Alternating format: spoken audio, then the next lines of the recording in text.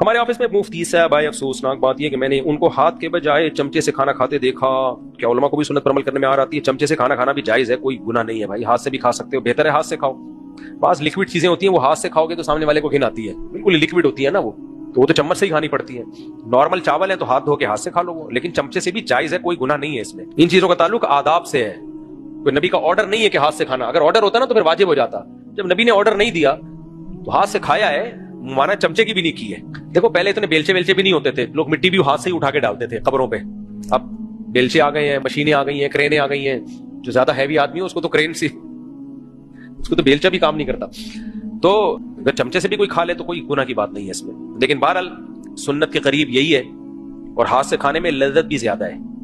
چمچے سے جب کھایا جاتا ہے جب ہاتھ دھونے کا کی جگہ نہ ہو. میں تو چمچے سے جب ہی کھاتا ہوں جب ہاتھ دھونے کی جگہ نہیں ہے، یا اٹھ کے گئے تو سیٹ کوئی، یا اٹھ کے گئے تو لوگ بیسن پہ سیلفی آنا شروع کر دیں میرے ساتھ، تو پھر میں چمچے سے کھاتا ہوں. میری عادت یہی ہے کہ جب تک ہاتھ سے کھانا کھایا جا سکتے ہاتھ، اس میں لذت بھی ہے.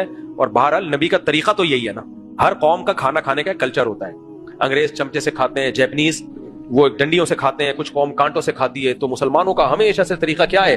ہاتھ سے کھانا. یہ شاعر میں ہے، فرض واجب نہیں ہے لیکن اسلام کی ایک علامات میں سے. حتی الامکان کوشش کیا کرو ہاتھ سے کھایا کرو. مجبوری میں چمچے سے، جہاز میں چمچے سے کھانا پڑتا ہے، ہاتھ دھونے کے لیے اٹھ کے جانا آنا بڑا مشکل ہوتا ہے. تو جہاں مجبوری ہو کہ الگ بات ہے، یا کھانا اتنا گرم ہے کہ ہاتھ سے کھایا نہیں جا رہا، وہاں بھی چمچے سے کھا لیا جاتا ہے. تو افضل بہرحال یہی ہے، ہاتھ سے کھاؤ. کوئی چمچے سے کھا رہا ہے تو برا بلا مت کہو اس کو، بیلچے سے بھی کھا لے تو بھی کوئی برا نہیں ہے.